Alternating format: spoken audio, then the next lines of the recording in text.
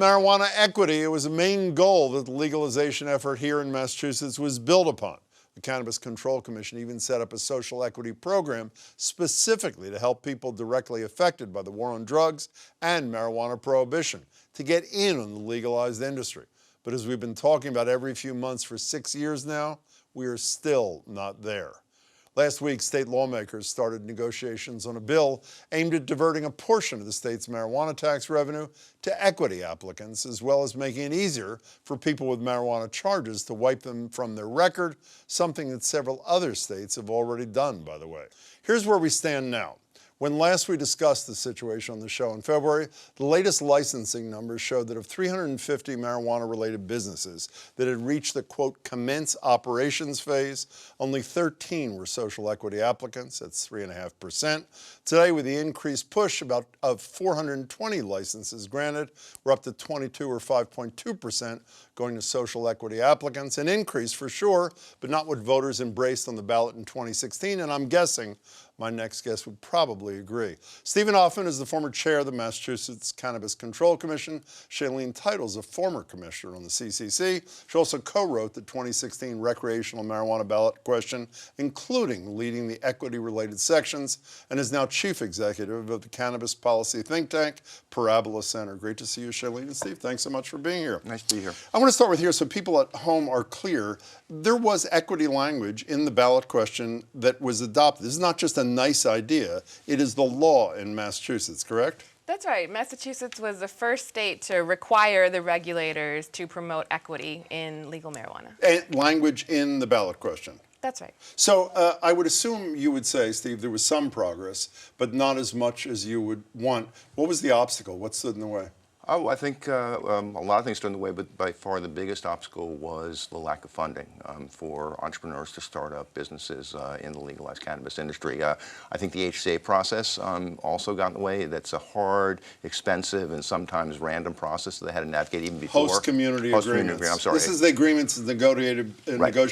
between the applicant and a city or town. Correct, and the law requires them to have, applicants to have a host community agreement in place before they can apply to the commission. And just getting through that process was time-consuming, expensive, and as I said, somewhat random. You know, the thing I never quite understood, and I hope I get this right, is that you guys, statewide, the commission, was required to, as you say, promote in some other verb, equity, but cities and towns were not under the same requirement. Is that just a drafting problem, or the legislature asleep? What's the deal with that? No, I'm serious. I'll let you go. No, I mean, you wrote the damn thing, so what's the deal? Well, I would argue that the municipal process was meant to include equity, but it turned out to be corrupt. We've seen multiple people get arrested for trying to bribe local officials. And so if what it takes is to very clearly clarify that municipalities are subject to the same requirements, then that's what we need to do. Well, that's one of the things the legislature is theoretically going to be dealing with now. And I have to say, in defense of the two, I know you've been pushing for a lot of these things for the whole time you were doing. A couple of things.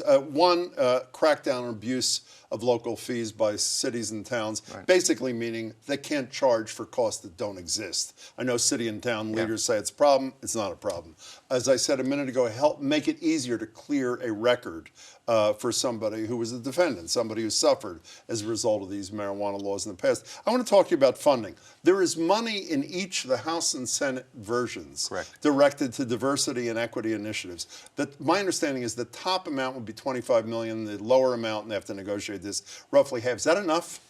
You know, the answer is no, obviously. The answer is no. I mean, you know, I think you have to think about the economics of starting a business. And, you know, if you look at one of the things that I'm proud that we did was create delivery licenses, which really do require a lot less capital than other forms of business. It's not like a brick and mortar kind of experience. Exactly, but if you're talking about retail, particularly in some of the pricier areas of the state, it's a couple $1 million. Certainly, if you're talking about indoor cultivation or manufacturing, the numbers start going up. So it depends, you know, on two things. One is, you know, how widely do you want to, you know, help people? And the second thing, and I think it's really important, is the way the legislation is structured. It allows for private money to supplement what's being diverted from tax revenues. And I think if the objective is to make sure there's plenty of private money coming in. And I think that people are waiting for there to be a structure they can contribute to. I actually think that funding gap can be bridged. So through you're private saying money. that if private investors know that there's public money, that seed kind of thing, that may lure Two other things. money in. One is I think the state giving its imprimatur to this by creating this fund will, I think, allow for private funding. And I think the other thing that is important is there was no structure. I talked to a bunch of the bigger companies. They wanted to make a contribution. There was no place to do it because You wanted a bank created, didn't you? Want a state bank created? That was early. When I was, like that. You when, don't have to be. when I was young and naive. That's a great idea. But I want to be clear. I got shut down so fast on that. When you were chair, every time you were with me, you were very, let's put it this way, polite to the legislature. I will continue to be. No, I don't think you have to be polite anymore. Now, serious question: Yeah. is the at 25 mil max, 15 mil or somewhere there in the middle? Is that intended to be a seed, like you say, or is this just a token thing to throw money to pretend that we're trying to advance equity but not really doing No, I it? think, look, 25 million is real money. Okay. So I think it's real. Do I wish for more? Absolutely. But as I said, the way this thing was structured from the very beginning when we first started talking about this was that it would be a partnership, not seed money, but a partnership between public and private sources, and I'm hoping that's the way it turns out. So back to the issue that you and I, Shailene, were talking about a minute ago, that equity be mandated by cities and towns. It's explicit in this legislation. Again, we don't know if it's going to come out of it. We assume it's going to come out, assuming they can cut a deal before they take a 5-month vacation, which is a whole other issue that, don't worry, I won't get you involved in. Please. But they leave on July 31st. That would go a long way, let's be clear, to solving this problem. If they were mandated to consider equity when dealing with these host agreements, that would be a huge thing. It would, and I think actually the legislature deserves a lot of credit because it took a lot of time and it was a huge effort started by the equity applicants themselves who were pointing out these problems. But in the end, the House and Senate have both passed good bills, and when it comes to municipalities, there's a version that requires them to be subject to the same encourage equity. There's also incentives to work with social equity businesses, financial incentives, and there's also a way you would lose money as a municipality if you don't. What are they not doing that you think they should be doing that would advance the ball even further along on the equity front, Shailene? They meaning the legislature? Yeah. I think automatic expungement would be really helpful, not having to go through a For certain court level petition offenses process. kind of thing. Yeah. How about you? What's missing that you'd like to see? I'm pretty happy. I mean, we've been working on this for 3 years, and I just want to do one thing, if I could. I just take a little sidestep. We've been working on this for 4 years. Shailene, myself, but every commissioner, both the current commissioners and the former commissioners, have worked on this. Our staff, including our executive director, Sean Collins. So this is a collective effort. It's been hard. It's been a big It's battle. not done yet. And I was not being facetious I'm not before. declaring They victory by any disappear stretch. on July 31st. I am not tempting the legislative gods to get mad at me.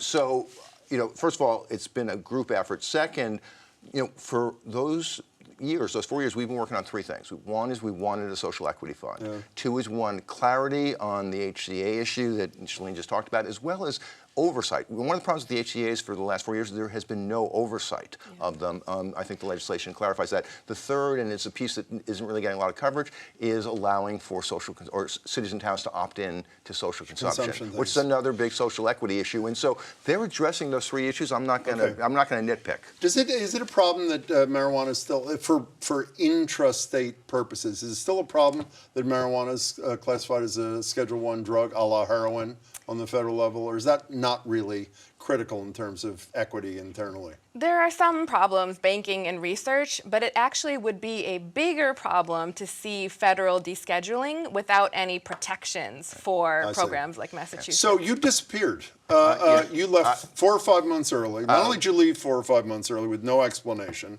but also the commission didn't even tell the public for a week that you had left. What's the deal? What's the untold? Oh, of course, there's an untold. What's the untold story? It was the time to leave. I'm not going to look retrospectively. It was the right time to leave. But why did you leave? It's the right time to leave. And why didn't they tell us that you had that? left? I asked them. Well, I'm asking you. Jim, it was the right time to leave. I really would like. And is there a story? I mean, I'm not going to get the story out. Is there a story you're not telling, or No. no, there's not. No, it was just it was the right time to leave. I felt like I accomplished what I came to do, and it was time to leave. Time, new commission, and I'm proud. I'm incredibly proud of what we accomplished, and no regrets. But it was time to leave. Okay, as the drafter of equity stuff, if the things you and Steve just talked about are actually in the legislation, makes it onto the governor's desk, and he signs it, was the mandate that delivered by the voters in November of 2016 met? If it's adequately funded. We don't know that yet, but if it's adequately funded, we're well on the way. Great. Shailene, Steve, thanks for your work. Really appreciate it, and great to see you again. My You pleasure. don't have to be nice to them anymore. You understand that? Look, I'm you a do. nice guy. What can I say? Great to see you both. Thanks Same so here. much for your time.